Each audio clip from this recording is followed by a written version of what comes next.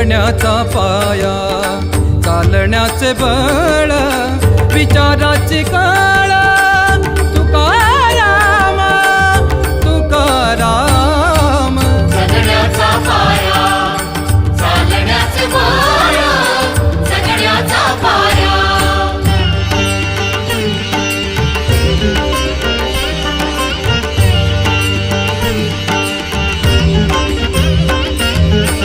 शब्दांचे इमान, अक्षरांचे रान, शब्दांचे इमान, अक्षरांचे रान, अभंगाचे पान.